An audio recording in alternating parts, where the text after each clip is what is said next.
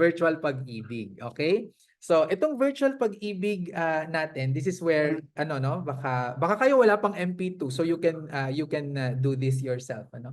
So, you can go to pagibigfundservices.com/virtualpag-ibig to do this, ano. So, how do you open an MP2 account using the virtual pag-ibig? So, how to open? So, pagpunta mo dito sa kanila, i-click lang natin yung BA member, no? So BA member. Okay, so pag-click natin diyan sa be a member, ang lalabas na ngayon ay ito, no? So ayan. You can click register para makapag-enroll kayo. Kung hindi pa kayo pag-ibig member, but I suppose you already are, no? Tapos yan, apply for an MP2 account, no? Pwede na yan, apply for MP2. So i-click nyo lang yung apply for MP2. And then makikita nyo ito, no? Ito yung mga kailangan na i-prepare, no? Before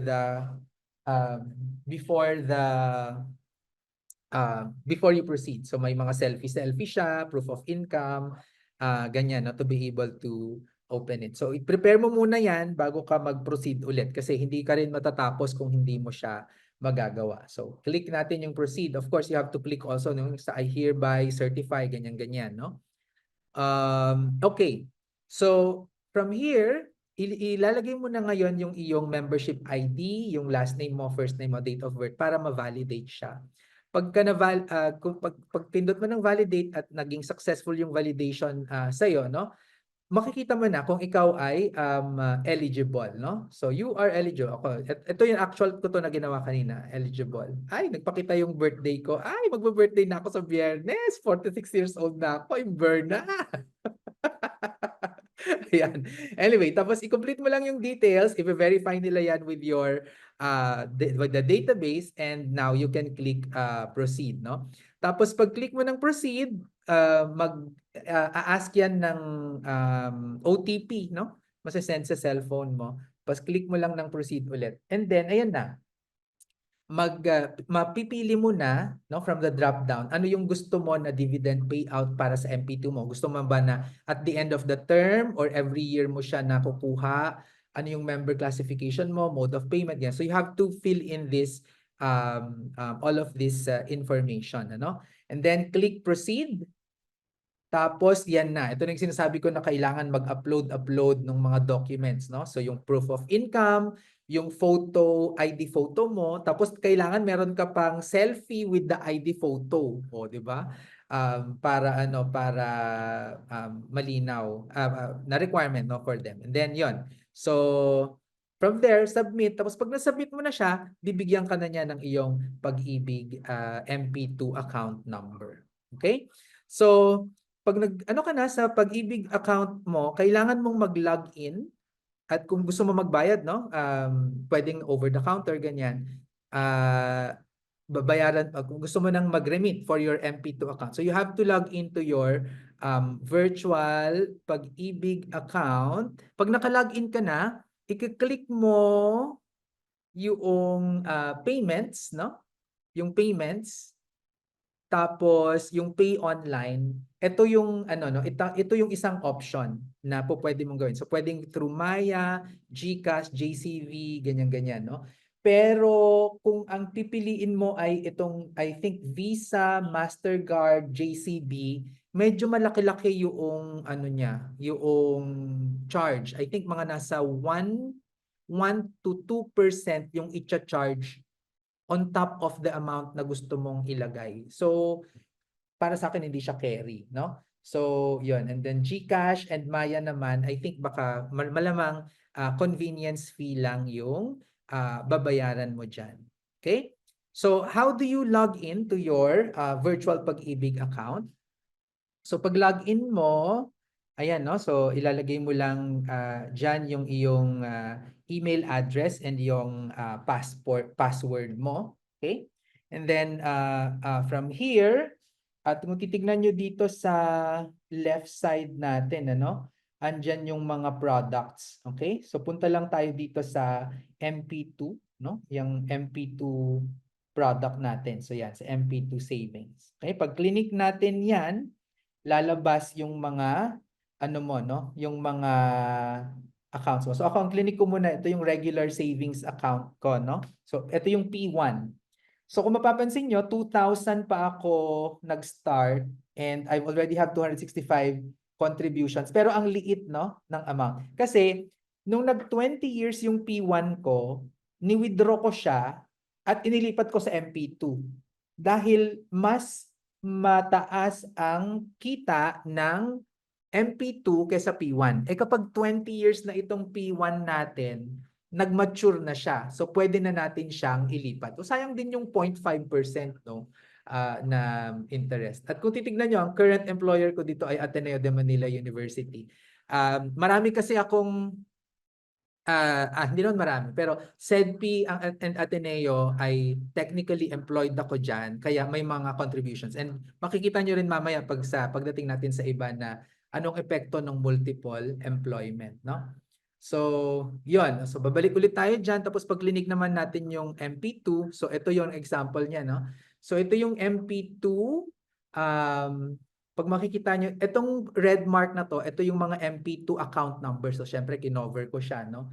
Tapos, makikita niyo ngayon dito sa right side, ito yung mga amount ng MP2 accounts, no? Na mga nandyan. So, kung makikita niyo sa akin, multiple accounts yan because it serves various purposes, no? For me.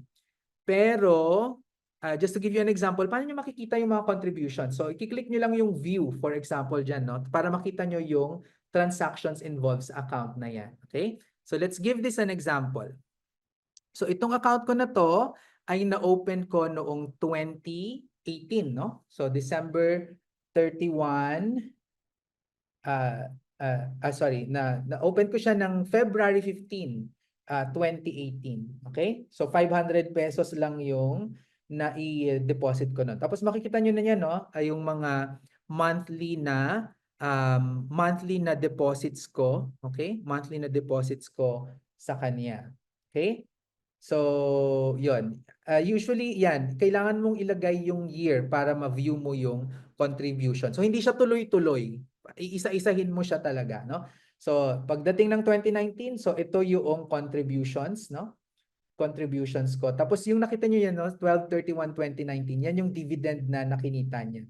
So, nung 2018, ang dividend ko ay nasa 9,200 lang. Dito sa 2019, nasa 48,000 na siya, no? Tapos, pagdating ng 2020, hindi na ako nagdagdag ng contribution for this account.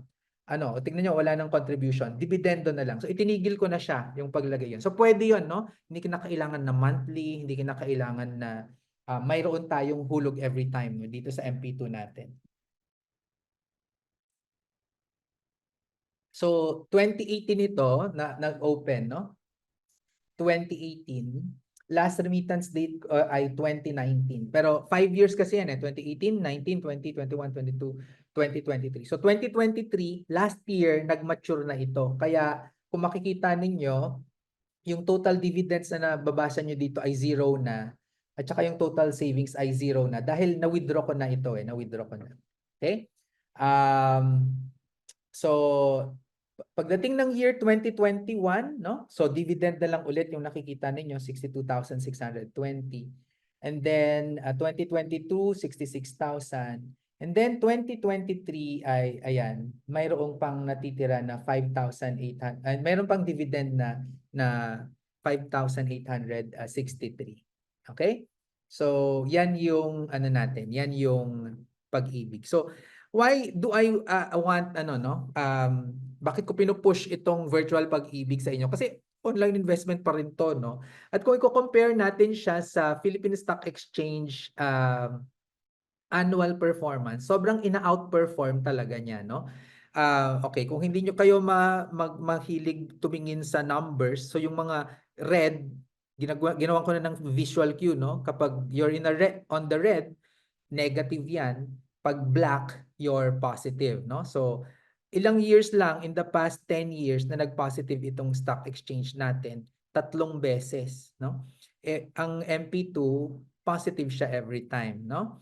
At yan, visually ito siya, no? Yung MP2 at based on ano yan, based on the rates, no? Mas nagdidip, bumababa siya kaya hindi talaga maganda no yung ating stock exchange. Okay? So just to give you an example, kung naglagay tayo ng 1 million pesos no nung January 2015 sa stock market o kaya sa Pag-ibig MP2, yung MP2 natin 1.82 million na as of last year.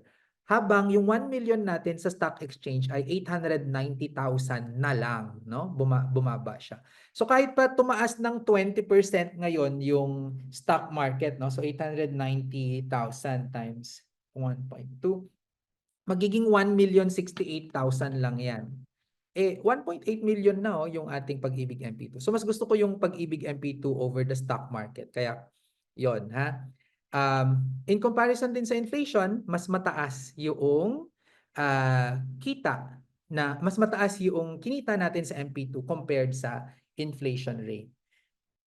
Compared din sa rate ng 5-year bond, no? So mas mataas pa rin yung MP2 dividend rate and yung 5-year bond. So ano bang sinasabi ko dito? Sinasabi ko ba dito ay, oy, wag na kayo mag-invest sa iba, sa Pag-ibig MP2 na lang. Of course not. What I'm saying is, Pag-ibig MP2 is a very good investment. Pero syempre, kailangan pa rin nating mag-diversify.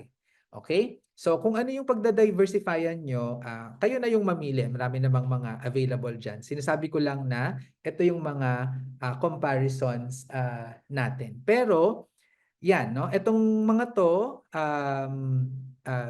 bonds, for me these are very safe. Okay? So yung Pag-ibig MP2 natin, dahil nga ganito siya kaganda, it now becomes a very good benchmark for investing, no? Bakit? Kasi in terms of kung gagamitin natin yung SEXI framework, security 100% government guaranteed, So halos wala, parang halos near zero ang risk natin diyan, no? Kailangan bumagsak ang Pilipinas para hindi tayo mabayaran. Encashability, 2 weeks minimum yung processing subject to pretermination when applicable. So alam natin medyo mabagal-bagal pero alam natin makukuha natin yung pera natin. May X factor siya, no? Housing for the middle class. Usually kasi parang mas middle class yung nakikinabang talaga yung sa housing ng Pag-ibig. And yung yield natin dyan, mataas and it is tax-free, no?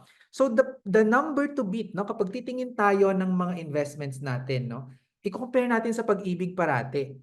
Kasi for example, may kausap akong insurance agent the other day. Naloloka ako kasi ino-offer niya ako, sabi niya sa akin, "Uy, Sir Vince, alam mo, finally nakikinig na yung mga insurance agents sa'yo. Hindi na sila nagpo-push masyado ng wool," ganyan. Sabi ko, natural kasi down yung market ng ilang taon na, 'di ba? Tapos, ang sabi niya sa akin ay, kuha ka na lang nitong product namin, ganyan-ganyan. May payout siya, magbabayad ka. For example, pwede ka maglagay ng 500,000 mo dito. Tapos, every quarter, may makukuha ka na. At ang after 5 years daw, may makukuha na ako every quarter sa kanila, which is equivalent to 4.5% nung nilagay kong investment sa kanila divided by 4 kasi 4 quarters. Sabi ko sa kanya, bakit ko naman pagagawin yan? 7% nga sa Pag-ibig MP2, 'di ba? So sabi ko sa kanya, talk to me kung kaya mo ng talunin ang Pag-ibig MP2 kasi mas kumpiyansa pa rin ako sa Pag-ibig kaysa sa insurance company mo na sinasabi mo, 'di ba?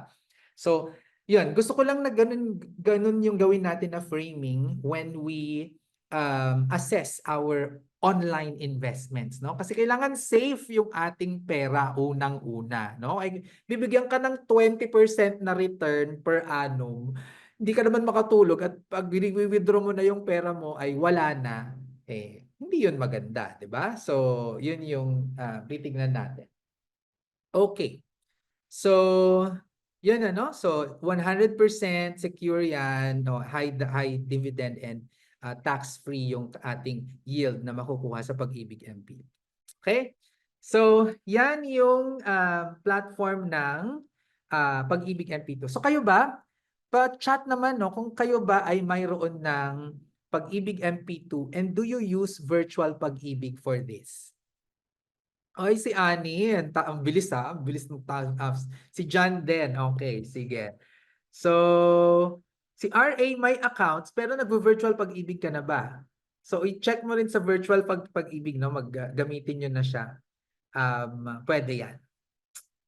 Okay, okay. So very good, virtual pag pero actually, so para makatipid kayo sa ano no, sa remittance ganyan. Kung magpapadala kayo ng kung kuwari SEDPI ka-social member na kayo, no, pwede niyo nang isahin yung remittance papunta sa account ninyo sa SEDPI. Tapos doon na lang sa KSO online, sabihin niyo na, ay, itong bahaging ito ay para sa Pag-ibig MP2, itong bahaging ito ay para sa whatever, SSM or kung ano man, o OOI, kung ano man yung gusto ninyo. Okay?